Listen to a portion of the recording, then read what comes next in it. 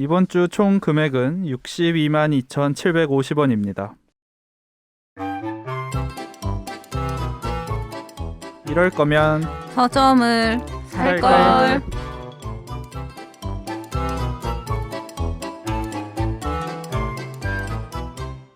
안녕하세요. 이럴 거면 서점을 살걸 28회차 시작합니다. 저는 이선하고요. 안녕하세요. 김리온입니다. 임광현입니다. 배태욱입니다. 이온 대표님 이번 주에는 62만 2,750원 쓰셨네요. 어우, 많이 샀네요. 아, 지난주가 한 50만 원대였는데 네. 무려 12만 원이나 더 쓰셨네. 자, 보자. 어떤 책을 사셨는지 33권 중에 자, 강현 6권? PD 네, 6권밖에 안 되네. 왜 그러지? 자, 6권 저희가 고른 리스트.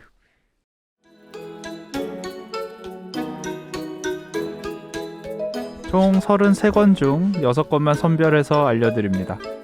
마리아나 마추카토의 가치의 모든 것, 위기의 자본주의 가치 논의로 다시 시작하는 경제학, 아니 에르노의 그들의 말 혹은 침묵, 황준원의 미래 출현, 선 도슨트에서 펴낸 거죠. 이건희 컬렉션, 내 손안의 도슨트북, 데이비드 빈센트의 낭만적 은둔의 역사, 혼자인 시간을 살아가고 사랑하는 법, 앨리슨 백델이 그리고 쓴 펀홈 가족 희비극. 이렇게 6권이네요. 저희가 4명이서 6권을 골랐는데 중복됐나 봅니다. 네. 자, 일단은 이제 자영 디렉터. 지난주 댓글에서 자영 디렉터님의 부분이 가장 좋았다는 애청자가 있었기 때문에 비중을 좀 늘릴게요. 자, 소개해 주시죠. 2권. 저는 황준원님의 미래 출연이랑 선 도슨트의 이건희 컬렉션을 골랐습니다. 미래 출연부터 좀 살펴볼까요? 황준원 님이 썼는데 이분이 미래캐스터라는 새로운 직업을 스스로 만들어내서 활동 중이신 분이네요. 알고 고르신 건가요? 아니요, 누군지 몰랐고요. 네. 이 미래 출연이 좀 궁금해가지고 내용이 궁금해서 골랐는데 요즘 SNS에 들어가면 딸기 지금 아니면 못 먹습니다. 많이 드세요. 이게 계속 뜨더라고요. 오. 그래서 기후 이게 때문에, 환경 변화 이런 것 때문에요. 처음에는 딸기 농장의 새로운 마케팅 비법인가 이랬는데 기후가 변해서 몇 년 안에 딸기가 사라질 수 있다고. 아, 진짜? 정말? 그거 기후이기 보고, 때문에. 충격적이었는데 이게 오. 내용 맞는 것 같아서 좀 궁금했어요. 더 어떤 내용들이 있는지. 이분이 유튜브 채널을 운영하고 계시더라고요. 그렇대요. 미래 채널 마이 F를 운영을 하고 계시고 미래 트렌드 관련해서 이것저것에서 강연도 엄청 하시고. 근데 저는 사실 이런 책 잘 안 보거든요. 저도요. 좀 짜깁기 같고 네. 좀 뭔가 되게 내용이 깊이가 없고 수박 겉핥기식이 많더라고요. 맞아요. 근데 어인일로 대표님은 이런 책을 사셨는지. 그러니까요. 저도 이거 추천받아서 샀거든요. 아, 추천받으셨구나. 누구로부터 추천을 받으셨나요? 뭐 그렇게 친하지도 않은 분이었는데 네. 그냥 어떤 이제 좀 선배님께서 이제 유튜브도 잘하고 있고 이렇게 강의도 잘하고 말도 잘하고 이런 분이다. 지인분 아니에요? 지인? 뭐 그럴 수도 있고 아니면 정말 그 선배는 이게 되게 좋았을 수도 있죠. 저는 어떤 트렌드에 대해서 얘기하는 게 책으로 나오는 거를 별로 저도 보진 않아요. 뭔가 그거에 휘둘리는 느낌이 드는 것도 즐겁지 않고. 근데 이거는 좀 미래 예측이라서 좀 더 포괄적으로 얘기를 할 것 같아서 샀는데 저는 재미없었습니다. 이제 뭔가 저랑 취향이 맞진 않은 것 같았어요. 네, 그래서 조금 보다 말았어요. 어쩌죠, 다영 디렉터님? 그냥 그렇다는데. 괜찮아요. 자, 그리고 두 번째 책은 이건희 컬렉션인데요. 이거는 이건희 컬렉션 그 전시회 다녀오셔가지고 픽한 책 아닌가요? 네, 맞아요. 제가 올해 이건희 컬렉션 이중선 미술관도 가고 서울 현대미술관도 가고 이번에 벌써? 국립중앙박물관에서 맞아요. 호랑이전을 했는데 거기도 이건희 맞아요. 기증품이 네, 엄청나게 맞아요. 많아요.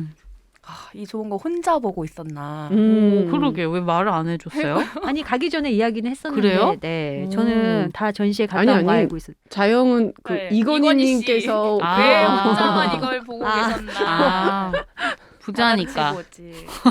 그래서 경매할 때 진짜 너무 따라가고 싶어요. 경매할 때 네. 이제 그 작품들을 보기 전에 이 도슨트 미술 교양서를 읽고 갔더라면은 좀 더 풍성한 경험을 했을까요? 겠죠? 그런 마음에서 고르신 거 맞죠? 네네. 음. 아니 그 현대미술관에 가서 봤는데 그 로보트가 해설을 해주더라고요. 오. 근데 관람 시간이 50분인데 작품당 한 2분을 해줘요. 다 볼 수가 없어요. 그 설명을 들으면. 로봇이라고 하면은 어떤 방식의 로봇을 말하는 거죠? 그러니까 따라다니나요, 로봇이? 이제 따라다니면서 도슨트 역할을 해요? 네네. 그 그림 오. 앞에서 설명을 해줘요. 이동하면서. 재밌다. 근데 기계적으로 한 2, 3분씩만 해줬기 때문에 좀 불충분한 느낌이 들었다는 거죠? 네, 심지어 목소리가 유해진 씨거든요. 아. 오. 그 넷플릭스 그 드라마에서 영화, 그 제목이 뭐죠? 승리호. 네. 맞다, 아. 맞다. 승리호에서 로봇 로봇 역할을 목소리를 하잖아요. 했어요. 네네. 그래서 그렇구나. 대표님은 이 책 어떻게 음. 읽으셨어요? 저는 이제 도록을 좀 사는 편인데 제가 본 그 어떤 이미지들을 기억하고 싶어서 근데 이거는 이제 도록 외에 이건희 컬렉션으로 책들이 굉장히 많이 나왔어요.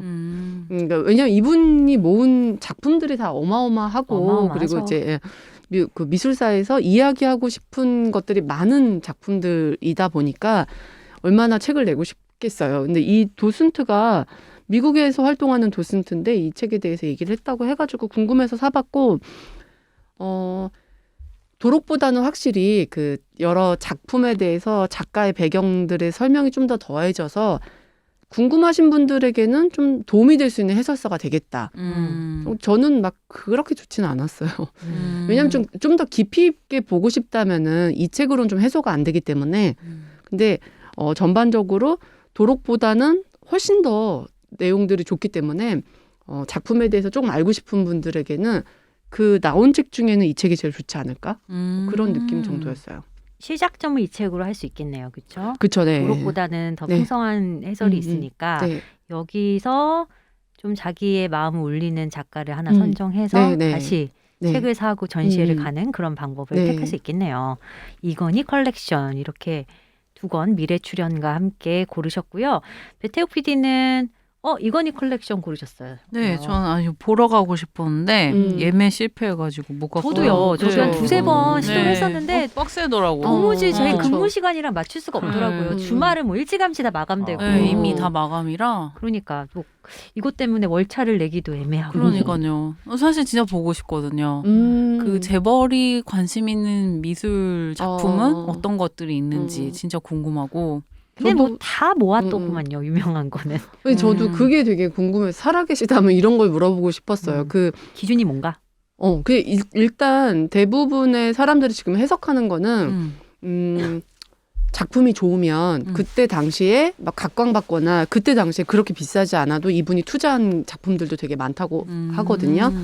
그러니까 이분은 정말 본인의 의지와 본인의 판단으로 작품을 사랑하는 마음으로 이 작품을 샀겠구나라고 해석을 하고 있는데 저도 궁금해요, 그게. 그게 너무 진짜 그랬을까? 이거는 보통 미술을 사랑하고 보통 많이 알지 않는 한은 이렇게까지 못했을 것 같은 거예요. 돈만으로 될 일은 아닌 것 같다라는 생각이 들어서 이거는 우리끼리 지금 얘기할 게 아니라 이분 살아계실 때 얘기를 나눴어야 되는데 약간 그런 생각이 들더라고요. 궁금하다. 그러니까요. 그리고 이분의 아버지 네. 이병철 네. 회장도 솔직히 그 호암미술관 그렇죠. 또 리움미술관 이거에 그 초석을 다지신 그쵸. 분 아닙니까? 고미술품 음. 수집을 집중적으로 하셨고 이게 좀 집안 내력인 것 같아요. 그런 것 그죠? 같아요. 네. 자, 그리고 태호 PD가 고른 두 번째 책은 가치의 모든 것. 부제는 위기의 자본주의 가치 논의로 다시 시작하는 경제학. 마리아나 마추카토. 라는 진짜 저명한 경제학자 책을 고르셨어요. 그리고 안진아 님이 옮기셨는데 안진아 네. 님은 참 좋은 번역가세요. 그죠. 네, 이쪽 분야에서는 어쨌든 손꼽히는 실력가이신데 이 책은 어인일로 또 고르셨는지 제목이 마음에 들었어요. 그렇죠. 어떤 책인지 설명 좀 해주세요. 바로 넘기네. 그러니까 뭐 쉽게 말해 저희가 예전에 다뤘던 힘든 시대를 그쵸. 위한 좋은 경제학 경제학, 같은 느낌의 경제 네. 서적이라고 생각하면 네, 네. 되겠죠? 그거에 비해서는 저는 조금 어려웠고 읽으면서 막 이해가 안 된다, 막 어렵다 이건 아닌데 훨씬 두껍고 내용도 훨씬 방대하고 그래서 좀 항상 얘기하지만 소화시킬 정도의 그런 정도의 수준은 아니구나. 제가 좀 시간 두고 천천히 읽어야 되겠구나. 약간 이런 책이어서 아직 읽고 있는 중이에요. 목차를 보니까 자본주의 역사까지도 좀 다루더라고요. 내용이 굉장히 방대해요. 방대하고 지금은 더 이상 이야기하지 않는 가치에 방점을 네. 둬서 네. 다시 한번 원점으로 돌아가자. 맞아요. 네. 라는 이야기를 하시는 것 같은데 음. 저도 아직 안 읽었지만 시간을 두고 네. 한번 읽어보면 네. 좋을 것 같고 이 마리아나 마츠카토라는 경제학자가 요즘에 진짜 많이 여기저기서 그쵸. 스포트라이트를 주는 경제학자잖아요. 저도 침한 책입니다. 근데 이거 원제가 더 value of everything이면 네, 바뀌었죠. 네. 모든 것의 가치. 모든 것의 가치인데 음. 가치의 모든 것. 이건 왜 이렇게 바꿨는지 분명히 의도가 있을 텐데 그렇죠. 이유가 있을 텐데 읽어봐야지 알 것 같습니다. 이거는 읽기 전에는 뭐 이렇게 읽어보고 갔다 얘기해 주세요. 진심? 읽어보고 얘기해 주세요. 읽어보고 이 책에 대해서 길게 설명해도 돼요? 네. 들어줄 수 있어요? 태욱 네. PD? 저도 듣고 알겠습니다. 싶어요. 관심 있게 들어주실 수 있어요? 왜냐하면 줄거리를 되게 재밌게 또 맞아요, 설명해 맞아요. 주실 수 있어. 아니 맞아. 근데 이 책은 줄거리를 설명하기에는 너무나 난해한 책이야. 가치의 모든 거 위기의 자본주의. 자 어쨌든 근데 저도 이 책을 골랐었거든요. 네. 태욱 PD. 가치의 모든 것. 그리고 저는 아니 에르노의 그들의 말 혹은 침묵.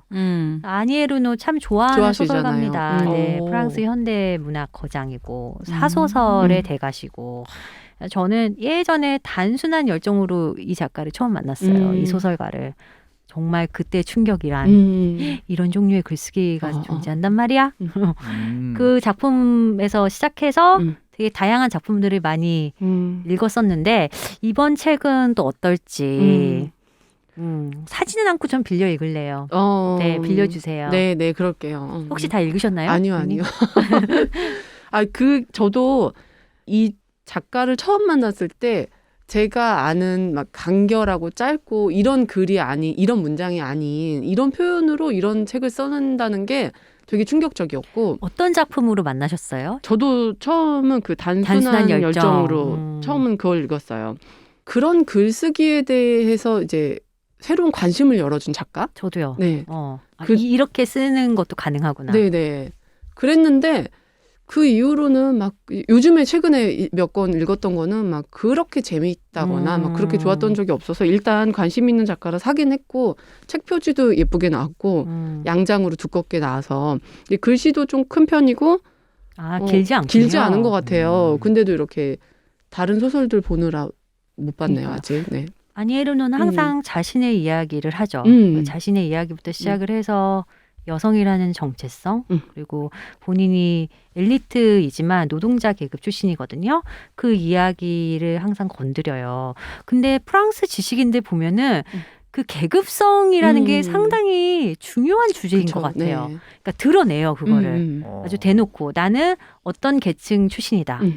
우리 아버지는 노동자였지만 나는 교육을 받아서 여기까지 왔다. 그걸 딱 구분 짓고 거기서부터 이야기를 시작하는 경우가 종종 있더라고요. 네. 우리나라 작가들은 그거를 숨기는 것까지는 않지만 막 이렇게 대놓고 드러내지는 않잖아요. 그럴 필요를 느낀 적도 별로 없는 것 같고. 근데 누가 그 얘기를 해주더라고요. 프랑스 사람들이 계급성과 색깔을 드러내는 거를 자신이 어떤 정치 성향이라던가 이런 색깔 있죠. 성적 지향성이라던가. 그런 걸 드러내는 거를 굉장히 일반화되어 있다고 그런 얘기를 저도 들은 적이 있거든요. 그래서 아마 작가가 아니래도 보통의 이야기인가? 뭐 그런 생각이 들기도 하는데. 저랑 리온 대표가 처음 읽었다는 단순한 열정이라는 작품은 두 분도 한번 읽어보시면 좋을 것 같아요. 지금 밀리의 서재 찾아봤는데 있어요? 한 여자라는 작품만 있어요. 한 여자는 자신의 어머니 이야기를 담은 작품이죠. 그 작품도 괜찮습니다. 단순한 열정은 뭐 쉽게 말해 러브 어페어 이야기죠. 한참 연하의 동유럽 외교관이랑 바람을 피운 이야기죠. 바람, 뜨거운 사랑을 나눴던 이야기. 왜냐면은 그 외교관은 유부남이었으니까. 이것도 자전적 소설인가요? 그렇죠. 네. 그렇구나. 그런 이야기입니다. 하여튼 저의 픽은 이렇게 두 권이었고 오늘 저희가 집중적으로 다뤄볼 책은 Fun Home.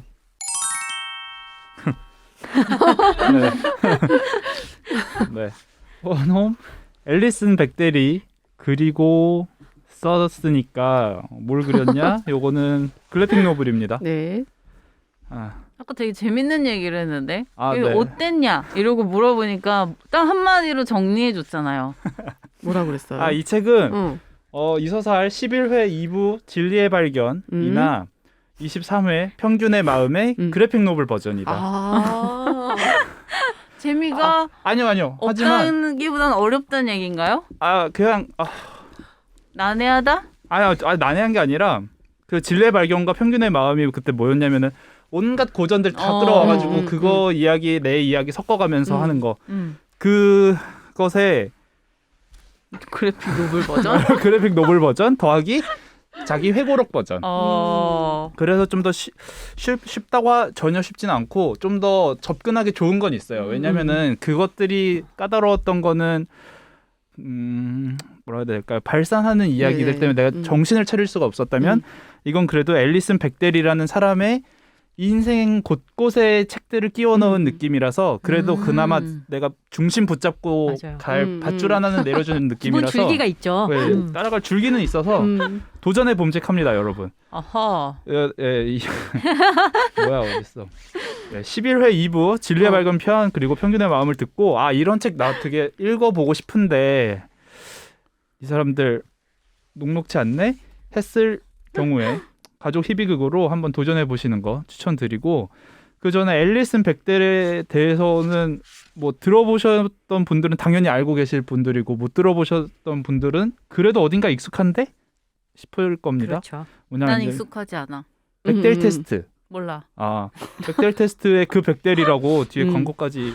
백델 해놨더라고요. 테스트가 뭔가요? 자, 백델 테스트는 영화 성평등 테스트라는 건데 아래 세 가지 기준을 충족한 영화가 있다면 그 영화는 성평등한 영화다. 그렇죠. 어떤 내용이냐면 첫 번째 조건 이름을 가진 여자가 2명 이상 나와야 됩니다. 그리고 두 번째 조건 이들이 서로 대화를 해야 되고요. 세 번째 조건 그 대화 내용에 남자와 관련된 것이 아닌 다른 내용이 있어야 됩니다. 되게 뭔가 은근히 야 이런 거 없어 싶으면서도 없나 봐요. 이런 테스트까지 그래? 만들어진 걸 맞아요. 보면 없나 봐요. 신기하다. 얼마나 내공이 있으시는데 녹록치 않아 보이죠? 삿대질을 막 2번을 하셨어요. 얼마나 많이 내공이 있으면 이런 보이지 테스트까지 않으시겠지만 고안하고 많이 힘들어하네요. 광현 PD가 지금. 아니야 근데 재밌게 읽었습니다. 우선 근데 그 전에 그러니까 저는 앨리슨 백델에 대해서 요 정도까지만 파악을 했고 제가 이 이상 찾는다면 그냥 사전적인 나열이 될 것 같아서 더 이상 찾지는 않았는데 혹시 뭐 앨리슨 백델에 대해서 좀 더 뭐 워낙에 뭐 좋아하시는 작가라든가 왜냐면 다른 그래픽 노블도 많이 내셨잖아요. 네네. 아니요, 저도 잘 모르고 사실 뭐 백델 테스트 정도만 저도요. 들어보았고, 네. 저도. 얼마나 모르냐. 이 책 이제 펀홈이잖아요. 제목이.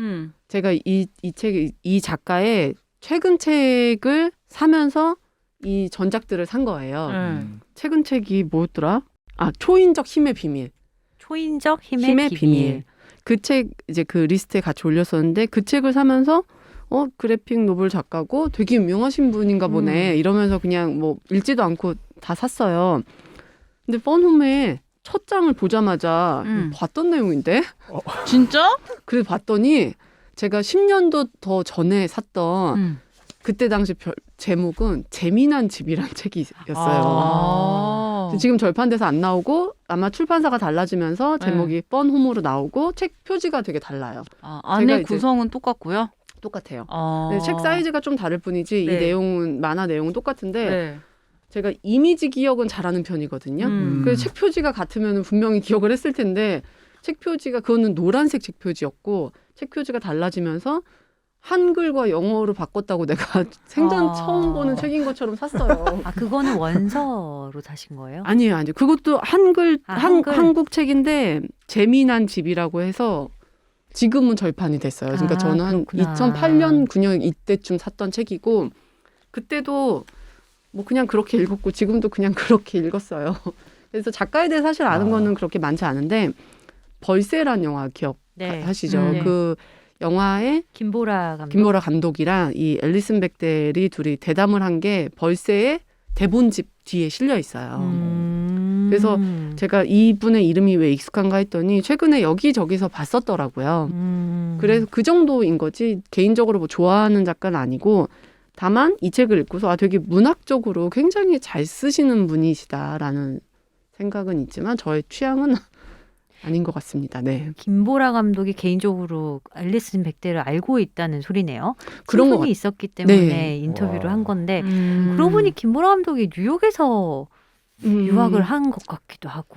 그 유학까지는 모르겠고 외국을 되게 많이 다녔고 이게 영화로 맺어진 친분인 건지는 모르겠어요. 왜냐하면 인터뷰 내용이 둘이 서로 되게 잘하는 것 같진 않고 아니면 잘 알지만 이 영화에 대한 얘기만 해서 그럴 수도 있는데 그 벌새라는 영화를 가지고 둘의 얘기가 왔다 갔다 하는데 친분이 있다는 느낌은 들지는 않긴 했어요. 콜롬비아 네. 대학교 대학원 영화학과 출신이시네요. 김보라 영화 감독이. 왠지 그 예전부터 알던 사이가 아닐까.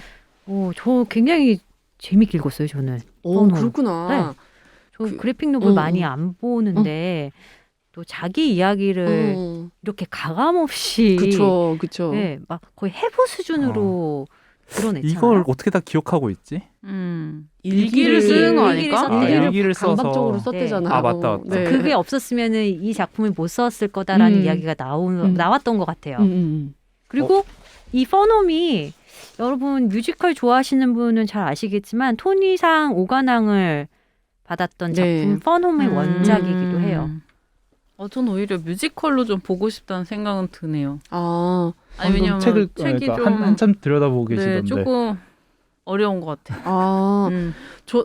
이게 그런 것 같아요. 저도 제가 책을 많이 보다 보니까 제가 안 보는 책 얘기가 나와도 그렇게 어렵게 느끼지 않는 편이거든요. 네. 그래가지고 이제 이런 책 이야기를 하는 책 같은 거 할 때, 이 책 안 읽으셨어도 재밌을 것 같아 이런 말을 종종 했었는데 제가 이제 미스터리 가이드북이랑 네. 요괴에 대한 이야기 이런 거 보면서 정말 그 얘기한 것처럼 근육이 없으면 이거 안 되는 일이구나 이런 거를 몇 번 경험하고 나니까 그 광현 PD가 얘기하는 지점들이 뭔지는 알겠어요. 근데 저는 사실 이 얘기의 줄거리는 자전적 이야기고 이 앨리슨 백델의 이야기가 주잖아요. 그래서 이 문학 작품들이 계속 튀어나오는 것들이 보고 있는 책, 뭐 아빠와의 대화, 뭐 편지, 뭐 여기서 계속 문학 작품이 튀어나오잖아요. 하나도 신경이 쓰이지가 않았었어요. 그래서 오히려 그러니까 물론 그게 중요하지 않다는 소리는 아닌데 그냥 이분의 인생과 이렇게 함께 가기 때문에 그래서 저는 이제 그게 걸렸을 거라는 건 생각을 못 해보고 어떤 이 사람의 이야기가 어떻게 다가왔을까 이게 되게 궁금했거든요. 저는 그 부분이 조금 그냥 그랬어요. 자, 그러면은 광현 PD가 이 책에 대해 사전 정보가 없는 청취자분들을 네. 위해 도대체 어떤 줄거리를 갖고 있는 우리 그것도 책인지 얘기 안 하고 이렇게 떠드는 그러니까요. 거예요. 한번 죄송해요. 자, 짤막하게 소개를 해주시면 네. 좋을 것 같아요. 주인공이 일단 회고록입니다. 어린 시절서부터 이렇게 반추해가면서 한번 써봤는데 제목이 가족 희비극이니까 가족에 관해서 얽히고 설킨 이야기 그리고 그 중에 아버지에 대한 이야기가 좀 많이 내용을 차지하고 있고요. 펀 홈인 이유는 퓨네럴 홈이기 때문이에요. 장례식장. 한국에선 우리나라에서는 장례식장 이제 병원에 딸려 있어 저도 그렇게밖에 장례식장을 안 가봤는데 왜 미드 이런 거 많이 보면 꼭 맞아요. 그런 거 있잖아요. 동네마다 장례마다. 그렇지. 장례식장 장의사가 있고. 장의사가 있고 장례식장 이런 기업형 같아 보이진 않고 어떤 집으로 가면 이제 그런 식으로 사무실도 있고 이런 거 그렇습니다. 그 장례식을 이 백대 주인공 앨리슨 백델의 증조 할아버지가 시작했대요. 그때서부터 가업이 됐었고 그리고 할아버지가 아프면서 백델의 아버지가 이제 다시 고향으로 돌아와서 이 퓨네럴 홈으로 이제 이사를 해서 거기를 이제 가업을 잇게 되는 그렇기 때문에 이 주인공과 가족 3형제, 3남매도 거기서 이제 살게 되는 거죠. 그걸 줄여서 자기네들끼리 펀홈으로 불렀다는데 펀홈이 좀 중의적인 의미로 맞아요. 재미난 웃기는 그러니까 단순히 줄임말일 뿐만이 아니라 재미난 웃기는도 있지만 괴상한 괴짜에 해가지고 즐거운 우리 집 했을 때 느껴지는 어떤 그런 반어법적인 그런 것들을 생각하시면 딱 맞을 겁니다. 그래서 보면 골 때리는 우리 집 같은 맞아. 느낌이랄까? 골 때리는 이야기들이 담겨져 있는데 온 가족에 대한 건 아니고 어머니 얘기도 하고 뭐 이렇긴 하지만 주로 아버지와 나의 관계 그리고 내가 아버지에게 어떻게 영향을 받아서 이렇게 컸고 크면서 뭐 어떻게 아버지를 생각했고 이런 것들이 담겨져 있습니다. 여기서 아버지를 이해하는 게 좀 중요한데 이걸 이해할 수 있으려나 모르겠습니다. 일단 아버지는 어떤 세팅이냐면은 어떤 세팅이라는 게 아니라 실제 사람이지만 일단 무뚝뚝하지만 할 건 다 해요. 돌아오면은 퇴근해서 돌아오면 놀아줄 건 또 놀아줘요. 그렇죠. 애를 또 막 이렇게 잘 입혀줄 건 또 입혀주고 근데 조금 강박에 있어서 내가 원하는 대로만 애를 입혀야 되고 뭐 그런 거긴 한데 겉으로는 완전 무결한 가정인 것처럼 잘 꾸밉니다. 예, 인용하자면은 그걸 보고 주인공 백델은 우리 가족은 완전 엉터리였다. 그렇지만 완전 엉터리였다. 집은 모조품이었다. 왜 모조품이라고 말하는 거면은 집안 꾸미는 것도 되게 좋아했다 그래요. 아버지가 뭐 장식 하나하나 다 만들어요. 다 조각가도 아닌데 다 뭐 이렇게 깎고 장식하고 음. 원래는 그냥 뭐 거의 다 쓰러져가는 집이었는데 이렇게 디자인하고 저렇게 하고 저렇게 하고 뭐 커튼은 무슨 벨벳 물로 재질로 하고. 어쩌고 하나부터 저쩌고 열까지 저쩌고 하나부터 네. 열까지 다. 그런 뭐 어떤 어. 양식 해가지고 음. 그거를 공부해가지고 그대로 재현하는 거 세트장 같은 독특하신 느낌으로. 분이네. 그리고 그거를 매우. 혼자서 다른 사람의 의견이 들어가는 걸 원치 않아요. 아, 또 진짜? 그 위치에 이런 조도로 뭐 이런 조명으로 램프는 이런 뭐 이런 모양이어야 하고. 힘드네. 그걸 건드리면은 어. 혼냅니다. 가족들에게 압박감을 음. 주면서까지 꾸미는 걸 좋아해요. 그걸 보고 이제 집은 모조품이었다라고 얘기를 하는 건데 여기까지만 들어도 일단 쎄하잖아요. 범상치 않습니다. 당연히 이게 장례식장 겸 집이니까 집 어딘가에는 시신을 방부 처리하는 작업실이 있어요. 그리고 그런 거 좀 혼자 할 법한데 한 중학생쯤 되어 보이는 주인공을 부릅니다. 시체 이렇게 여기 염한다고 여러- 하죠. 여러- 네. 염할 때 뭐 이렇게 뭐 장기도 꺼내져 있고 음. 그런 상황 그런 작업실에 딸을 불러서 가위 좀 전달해 줄래? 그걸 보고 되게 트라우마가 생겼다고 밝히기도 하고 그런 좀 쎄합니다 이 아버지. 그게 되게 좀 인상 깊었던 문장이 아버지가 퇴근하고 돌아오면 낮 동안 어머니와 동생과 나 셋이서 평화롭게 지내던 왕국에 싸늘한 기운이 감돌았다. 그러니까 뭔가 놀아줄 건 놀아줄 건 다 놀아주고 이 할 건 주인공도 다 해. 아버지를 그리면서 조금 그리움도 느끼는 것 같지만 일단 어쨌든 싸늘한 기운이 감돌았대요. 그리고 저희 작가가 본인의 가족 이야기를 하면서 떠오른 이미지가 아담스 패밀리라고 혹시 영화 아시죠? 딱 그 모습이 자기 가족 모습이었다는 거예요. 뭔가 오커트적이고 음울하고. 근데 사실 아버지만 그런 캐릭터인 거 아니에요 지금? 아니 지금 아, 아버지만 엄마도 설명해서 그래. 그렇구나. 어머니는 어떤 캐릭터예요? 어머니요? 음. 일단 두 분이 그렇게 친하지 않았대. 남편 아버지랑 그러니까 화목하지 않았어요. 둘이 어머니는 애정 또 표현하는 걸 거의 본 적이 없는데 배우 한 번 출신이야. 봤었을 때 배우 맞아 출신. 배우 출신 음. 배우 출신이고 그리고 자유분방하고 근데 이게 지금 다 실제 실제 가정. 그 가정인 거잖아요. 100% 자신의 이야기죠. 너무 힘들다. 더 힘든 게 아직 벌써부터 남아 있어요. 이거 더 아직 남아 힘든 있는데 건 이제 시작도 안 했어요. 시작인데. 아직도? 자, 중요한 게 몇 개 남아 있습니다. 일단 이 아버지는 주인공 백델이 20살쯤 됐을 때 자살을 했어요. 주인공은 자살이라고 생각해요.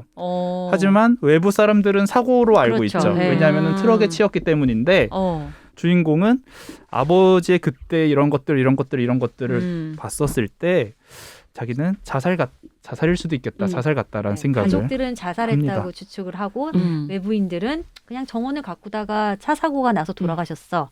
이렇게 아는 거죠. 그리고 이 아버지에 대해서 가장 중요한 거 얘기 안 한 거는 게이였다는 거.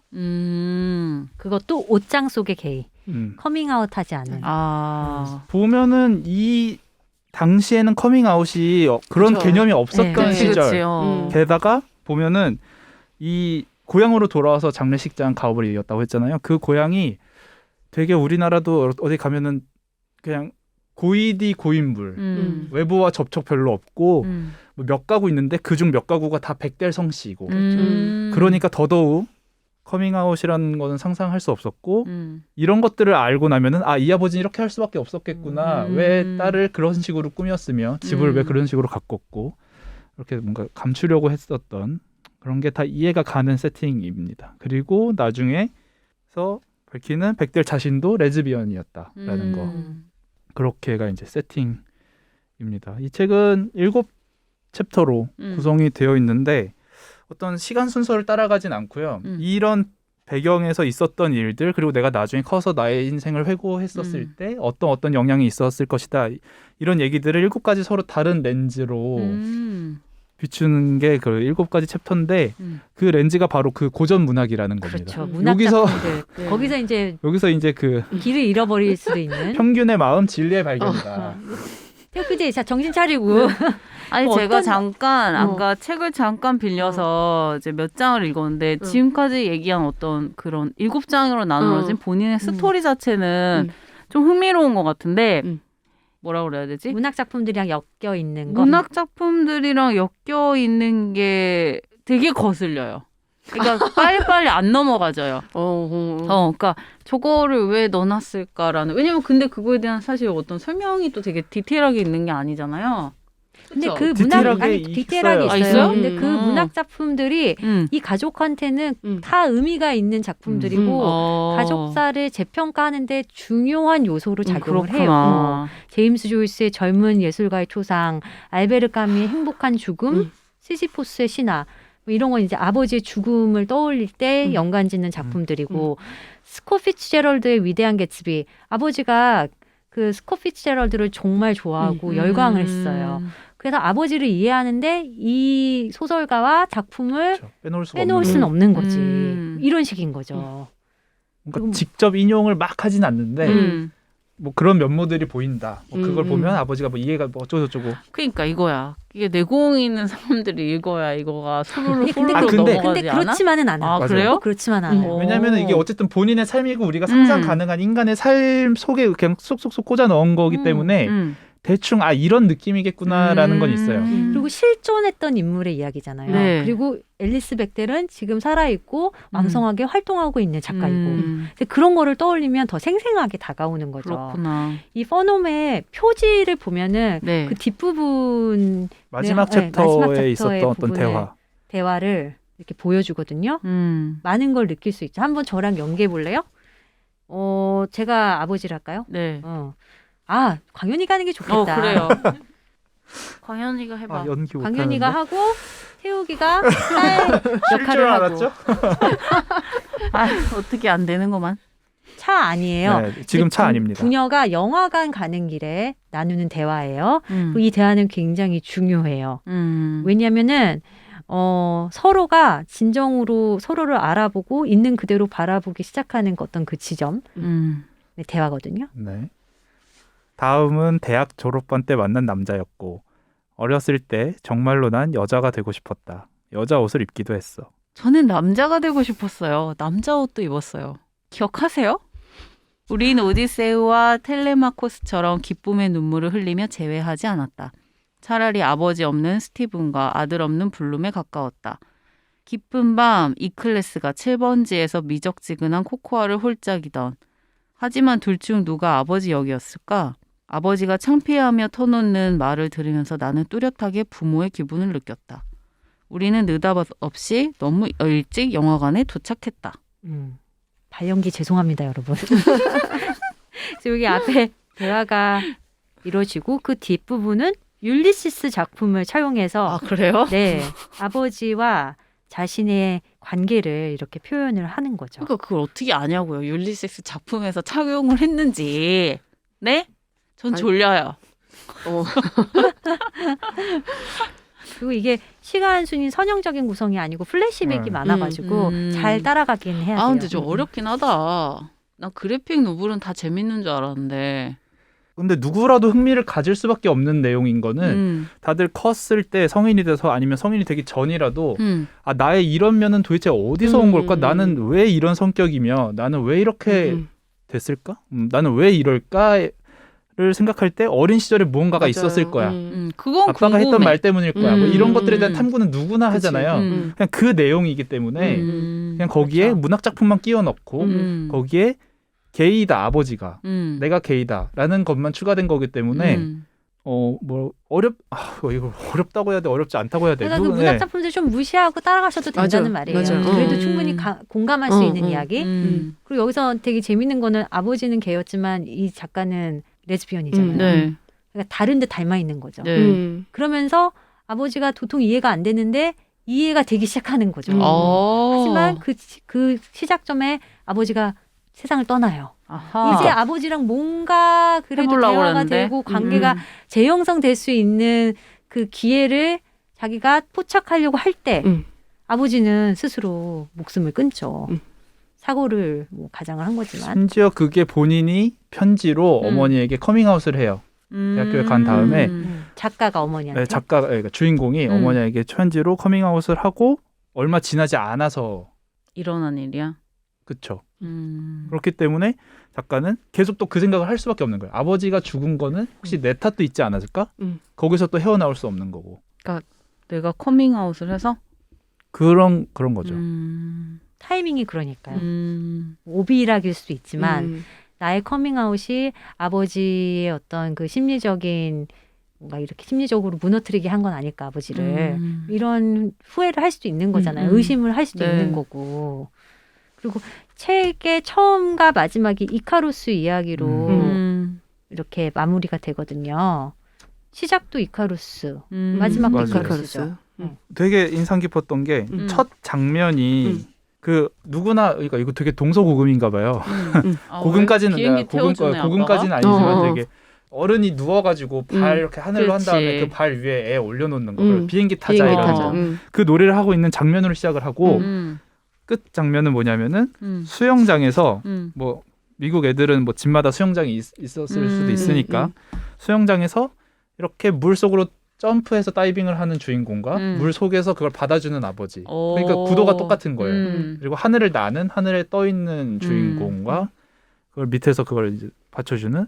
그렇기 때문에 이제 이카로스와 다이달로스 신화 얘기가 계속 나오는 것이며 이게 저 되게 궁금했던 게 정말 수미상관이잖아요. 이거는 이 타고난 천재인 앨리슨 백델이 작가로서 어떤 연출 이러면은 좀 기깔나 보이겠지?를 한 건지 아니면 정말 아빠 했었을 때 가장 인상 깊게 생각나는 장면이 이 나와 놀아줄 때 정말 그거여서 이렇게 앞뒤로 배치한 건지 좀 궁금하더라고요. 때만 알겠지. 매일 써봐요.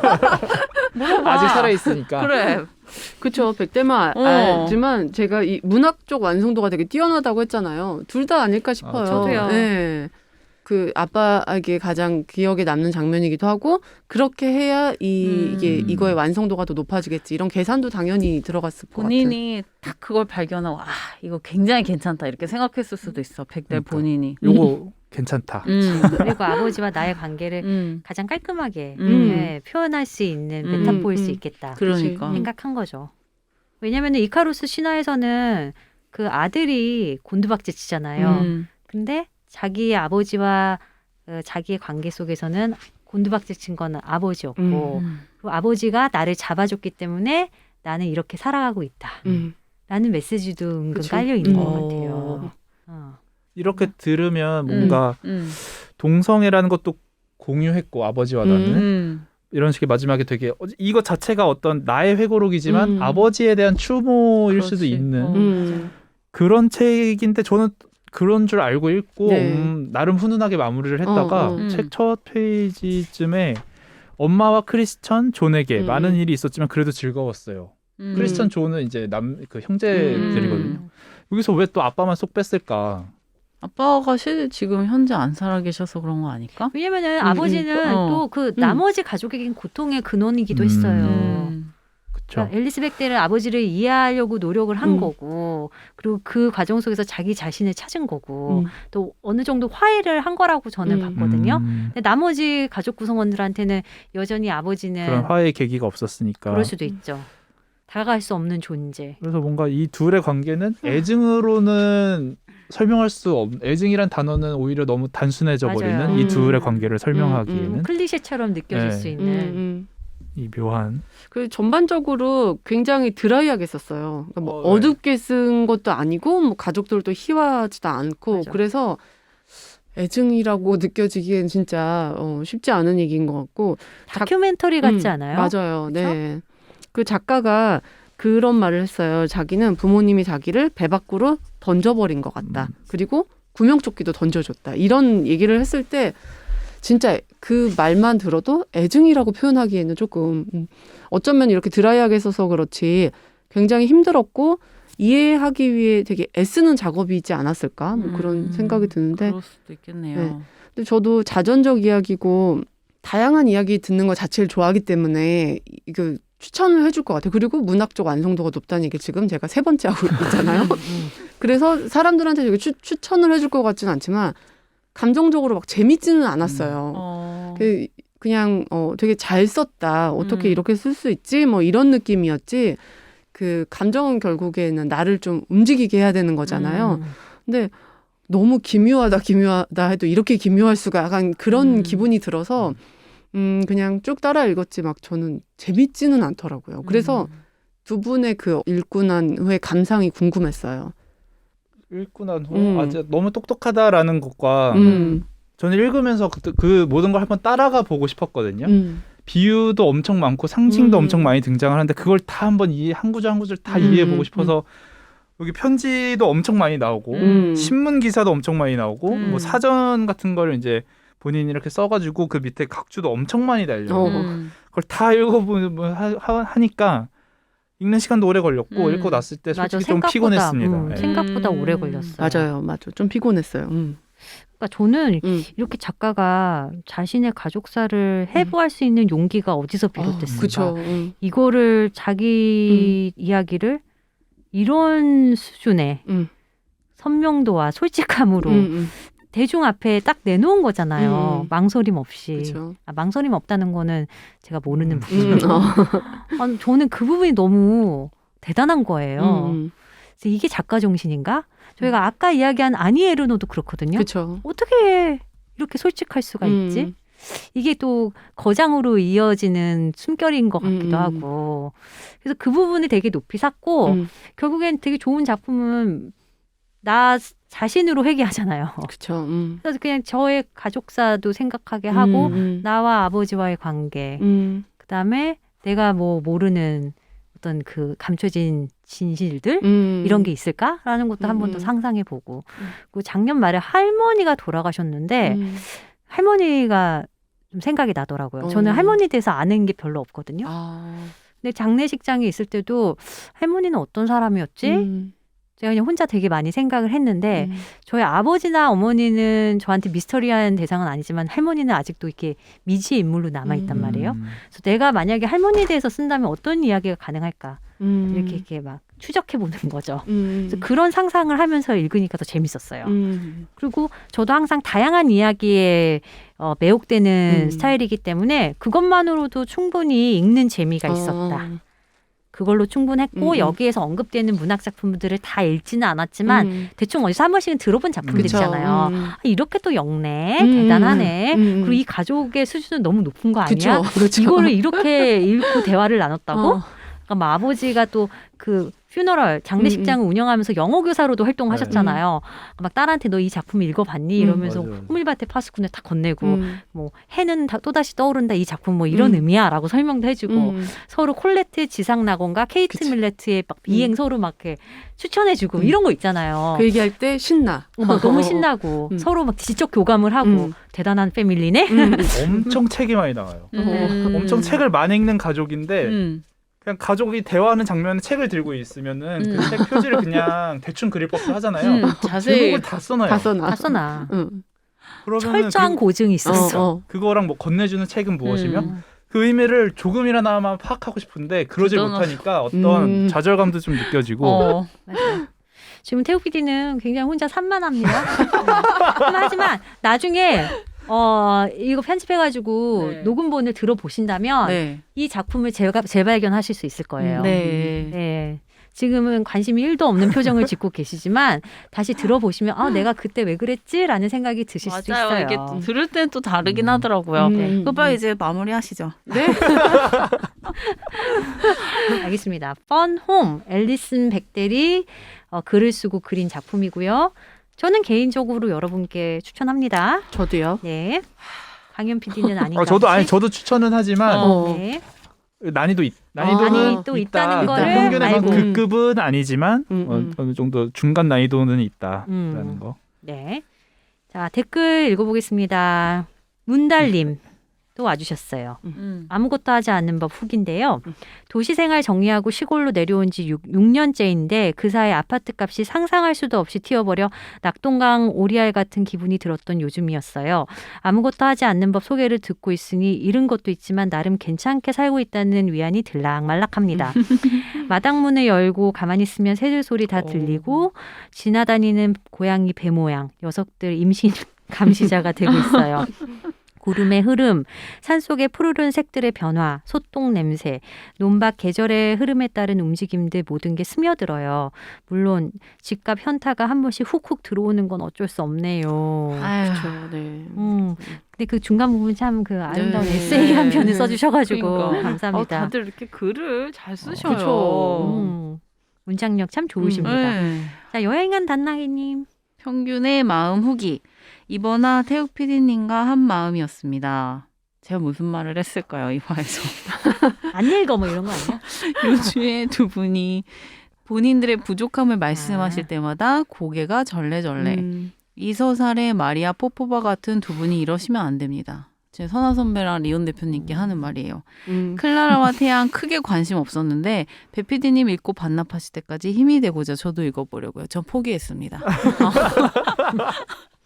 아니 그리고 제 친구가 전화가 왔어요. 야, 너 클라라 태양 재밌다며. 그래서 재밌지 않니? 이랬더니 야, 뭐가 재밌어? 재미가 없던데.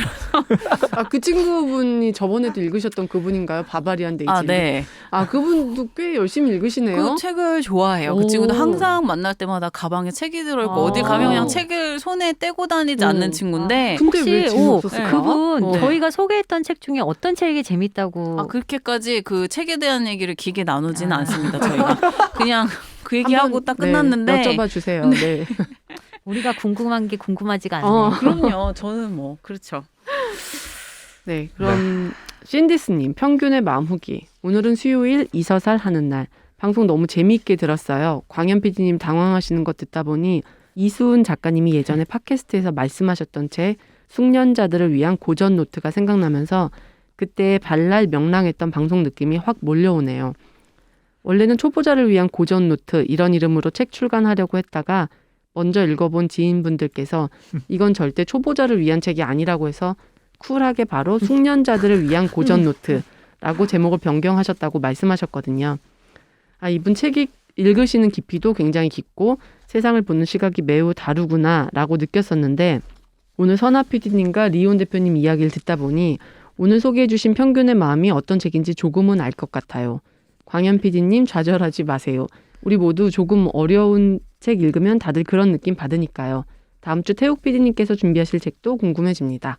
그때 좌절하셨었나요, 광현 PD님? 평균의 마음은 그렇죠. 좌절했어요. 아, 그랬구나. 그 이후에 다시 들춰 보셨어요 혹시? 아니요.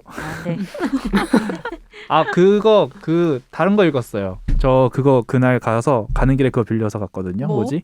그 전작. 인간 의자. 아, 재밌지? 너무 재밌더라고요. 너무 재밌지. 그래. 람포. 재밌더라고요. 어. 네. 네네, 에드가 알란포. 람포. 그거랑 또 그러니까 다른 책들 읽으느라고 평균의 마음을 재도전하지 못했다라는 변명인데 아. 그거랑 뭐지 그거? 위저드 베이커리. 어땠어요? 읽었는데 어. 그렇게까지 인상 깊지는 않았거든요. 아. 책이. 근데 뭔가 그때 말씀하셨던 이 사람의 이 다크함은 구병모 어디서 오는 작가. 걸까? 그건 되게 인상 깊었고 내용 자체는 크게는 구병모 작가의 위저드 베이커리. 그래, 인간의자가 재밌었다고 하니까 되게 만족스럽네요. 광현 PD 다독해요, 그죠? 알죠? 아유 많이 다독하죠. 아니. 네, 그리고 001 하나님이 개미는 왜 실패에도 불구하고 계속 투자하는가 편 후기 남겨주셨습니다. 초반에 악마 얘기했던 것 맞아요. 때문에 악마 얘기 해주셨네요. 저는 악마 하면 외형상으로 무조건 민머리에 뿔 2개 달려있는 시뻘건 악마가 생각나요.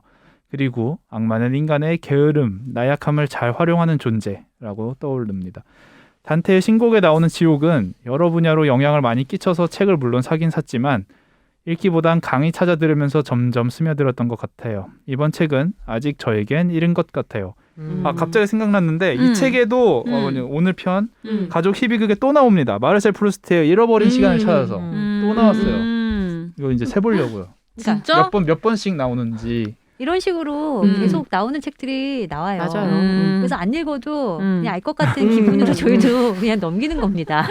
단테 잘 신곡 알아서. 얘기하셔가지고 갑자기 네. 생각났습니다. 그리고 다음은 재밌으면 하악하는 야옹님 또 와주셨네요. 개미는 왜 실패에도 불구하고 계속 투자하는가 들으시고 하악 하악 하악 3번 외쳐주셨습니다. 하악님이 하악하하 해주셨으면 됐습니다. 그럼요. 그리고 다음 것도 제가 빨리 읽어볼게요. 네. 스푸키님이 보이지 않는 소장품 후기에 세 분 TMI 너무 재밌었어요. 덕분에 내적 친밀감이 레벨업 됐습니다. 리온 대표님 TMI도 조만간 기대할게요. 아 이게 제가 그 슈퍼마켓에서 과자 훔친 이야기 듣고 그러신 것 같아요. 저 되게 충격적이었다니까요. 재밌었어요. 충격이 컸어요. 재미가 더 컸어요. 반반이요. 어, 인간적이었어요. 극도로 인간적인 사람인데. 자 마지막. 네, 1533-2012님 평균의 마음 후기. 평균의 마음 재미없지 않습니다. 다만 책을 살 것 같진 않고요. 지난주에 이어 슈테판 치바이크의 보이지 않는 소장품이라니 더 재미있게 느껴집니다. 이 책은 꼭 사볼게요. 라고 오, 하셨습니다. 알겠습니다. 네, 감사합니다. 지금 댓글 남겨주신 모든 분들 정말 감사드리고 앞으로도 쭉 댓글을 더 많이 남겨주시기를 간곡히 부탁드립니다. 네, 이렇게 28회차 마무리하고요. 다음 주는 태욱 PD가 책 소개하는 시간이에요. 네. 여러분 기대해 주세요. 안녕. 안녕. 안녕.